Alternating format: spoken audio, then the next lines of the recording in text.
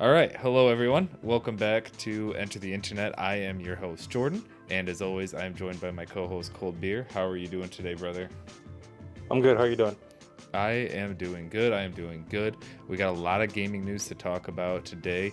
But first, we like to start off every episode by talking about what we've been playing lately. Cold Beer, I'll let you go first. What have you been playing this week? I started playing Red Dead Redemption. I've already beat it before, but Red Dead Redemption 2 on the Steam Deck.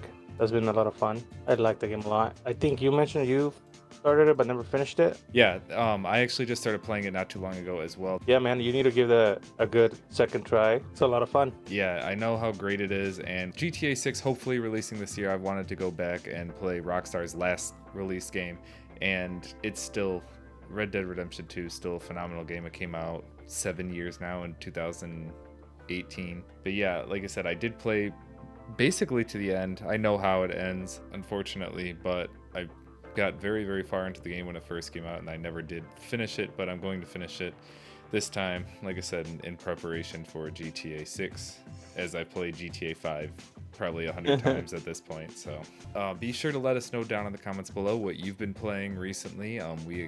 As we just mentioned, we are definitely curious to see what you guys are playing and what's been piquing your interest lately. Are you playing newer games, older games, stuff like that? Let us know down below in the comments. But moving on to some of the gaming news, like I said, not a lot of stuff, but some kind of interesting things going on. And as usual, a lot of speculation. First off, the PlayStation Network went down this last week. It went down Friday night, February 7th, and was out for, I believe, all night into the next day, Saturday, and people were still reporting that they couldn't get into their PlayStation account on Saturday. It seemed to be mostly resolved by Saturday night though, but people were pretty pissed. Getting out of work, working a long week, and you just want to go home, play some Call of Duty, play some Fortnite, and you can't get onto your PlayStation, and for some people that's their only gaming console, so they were shit out of luck, as some people say. Be pretty pissed too if it was my only gaming console.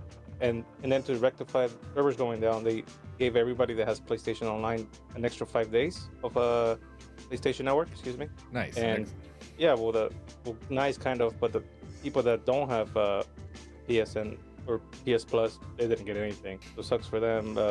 They won't be getting those free 5 days, because it got in the way of the Monster Hunter beta. Oh yeah. And for that, since it's a free beta, you don't need a PlayStation Plus to play it. I think it would have been right to give everybody the 5 days, but it is what it is. So some people got screwed. Sticking with the Sony news, the Sony State of Play is rumored to be going on this week or next week. It kind of always happens in the mid to end of February. So a lot of people have been speculating. And as always with Sony and speculation comes another Bloodborne Remastered rumor. And as Cold Beer and I have mentioned before, we are huge Soulsborne Elden Ring fans. We would both love to see a Bloodborne remaster. Obviously Sony has put a lot of their games on the computer, so we would also love to see it make its way over to the PC as well and get a nice at least 60 FPS remaster. Cold Beer, do you think that that's actually going to happen? Like I said, I feel like every year there's rumors of anything with Sony, there's rumors of the Bloodborne remaster. Sure, it's every year, multiple times a year. Yeah, they can't announce a conference without everybody speculating a Bloodborne remake, and Sony knows that the people want it. And the only thing that I could think that it might happen in the future, not necessarily in this conference, but they recently started. Well, they sent out a cease and desist order to one of the modders for Bloodborne that did a 60 FPS patch. So maybe that's a sign. I mean, other than that, there's not much else to go off of. Yeah, and I feel like Sony, they're not as strict with their IPs. I mean, obviously Nintendo is notorious for, if they see anything with their IP in it, they are immediately taking it down, whether it's a video or mod IP, anything like that. So, and as you just mentioned, Sony usually is pretty lenient on stuff like that when it comes to mods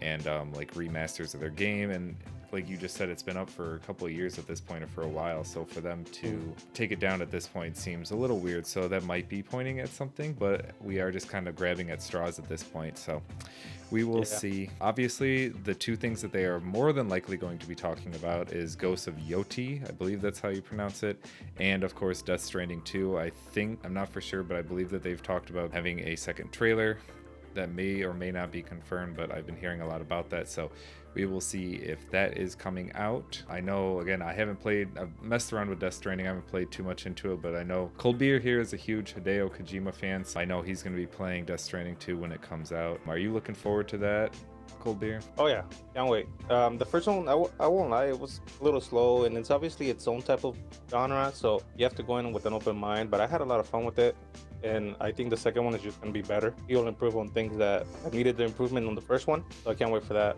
That should be coming out this year, hopefully with no delays. But I think he mentioned online that his development team is already in crunch time, so they should be getting ready to release the game. Hell yeah. Hopefully we get a date. Yeah, hopefully give us an announcement for the release date of the game. That would be huge. We know his games are always super weird and creepy, so I just can't wait for him to finally get into films, because I know, as we've mentioned before, all of his games are basically just very, very long cutscenes. So yeah.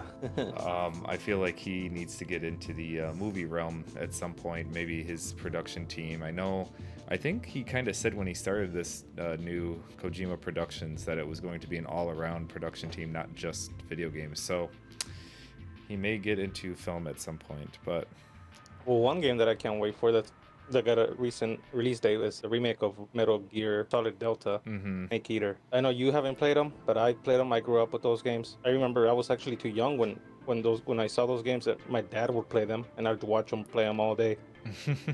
Eventually, when I got older, I did my own run, and I've been hooked since. Can't wait for that one. Hopefully they don't mess it up, but it should be good. Yeah, no, all of the trailers they've released for it so far look really good. They gave us an actual release date of 8/28, so August 28th of this year, 2025, it will be releasing. So be on the lookout for that. As you mentioned, I have never played the original, so I'm pretty excited. I'll definitely be checking this one out and playing it. But yeah, no, I'm excited for this. I'll definitely be checking it out and playing one of Kojima's games. Speaking on other new games that have released, well, this isn't actually a game, but Battlefield Labs was announced by EA, I guess, the Battlefield team. EA is combining 4 different studios across the world to work on this game. A lot of companies say they're trying to go back to their roots, trying to do what the community wants, which they are doing a lot of community feedback on the game as well. They're running a lot of tests, a lot of community tests, and letting people kind of give their opinions and what they think on the current state of the game, which I think is really cool and is going to help develop it long term. And I think this is going to be like their new live service type game. They just kind of showed a short snippet. I'm assuming, like I said, none of that is actual current gameplay. It's like pre-alpha footage. We will see. They're scheduling for a late 2025, early 2026 release date. I've played a lot of Battlefield growing up. Battlefield Bad Company, played a lot of it growing up. Battlefield 3 was huge. I remember that.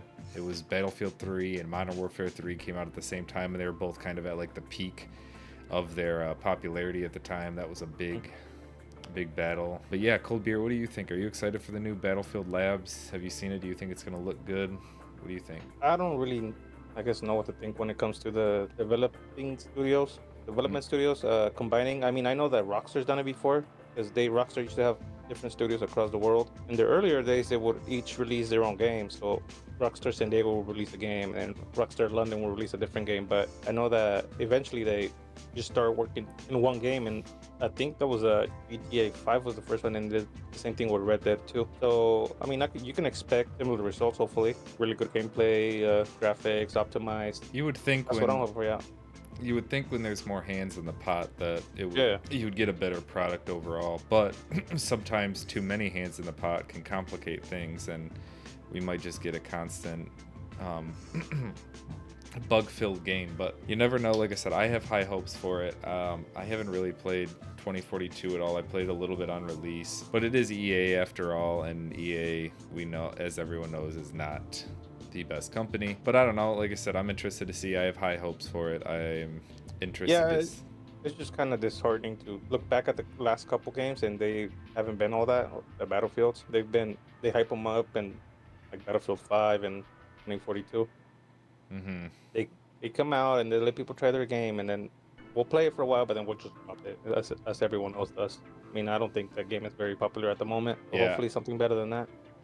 One other thing in gaming news recently, as far as PC gaming goes, Steam actually added a warning now for early access games, and when you go to purchase it, it will tell you the last time that game was updated. And this is really useful because there's been a lot of slop and just dumb shit thrown on Steam that has a lot of promise, a lot of hope. Developers are saying they're going to do this, do that for it, and then nothing ends up happening. So I think this is really good. Games like DayZ, which I mean, I guess it's kind of a bad example because DayZ is now a huge game and it's fully out, and it's a fully released game. It's still doesn't run very good by any means, but that game was in development. It was a mod from Arma. So yeah, there was a mod from Arma 2, and then it became a standalone game in 2013, and it didn't officially release until 2018. So it took over 5 years for the game to officially come out of early access. And as far as I know, I don't remember it being updated regularly. Like I said, back in the day, obviously now it's updated pretty frequently, but Yeah, I think it's a nice feature for Steam to give us a heads up on often or when the last time was that the game was updated, because you don't want to buy a game that's been left behind. yeah, I'm trying to think. Like, there's a bunch of games on my Steam library. Like, I think Miscreated is one of them. Which Miscreated, it looks like they got a patch in 2023, and the last patch before that was 2020. Which Miscreated is like the DayZ like spin-off type game. But that's like one example. Like, they don't ever update it, and if it goes on sale and someone's thinking about buying it, it'll be like, hey, this hasn't been updated in like 2 years, so be cautious. Yeah, a good warning. Yeah, no, I think it's pretty cool, and like I said, hopefully it'll stop people from just buying slop on Steam. The last thing we have, I am very excited for it, and I know Cold Beer here is too. Elden Ring Nightreign beta is coming out this weekend, Valentine's Day, my birthday, February 14th. Cold Beer got access code, and I think he got access codes for me as well. So I appreciate you, Cold Beer. We'll see if we will both be able to get some footage, and give you guys our opinions and some footage on what this game actually is, and kind of dive in and let you know, because we are extremely excited for it. Cold Beer, do you have anything else, or what are your thoughts on the Nightreign beta coming this weekend? Yeah, just like you said, I'm super excited for it. The only thing I'm not excited about is very late time slots that the network is going to be available. It's going to be 3 a.m. my time. I guess I'll just have to either sleep early or stay awake. Yeah, it's 6 a.m. my time, obviously, with the 3-hour time difference. So, like you said, I'll just have to wake up super early and get ready to play. So, it's going off Japanese time, but hey, I will make that commitment because I am willing to play Elden Ring. Me too. Might as well be my birthday as well. I love me some Elden Ring. But all right, I think that's going to do it for us. Like I said, make sure to leave a comment down below what you've been playing lately, what your thoughts are on any of the news we gave out today. Stories to everything will be linked down in the comments, down in the description below. We'll see you again next time. Bye, everyone.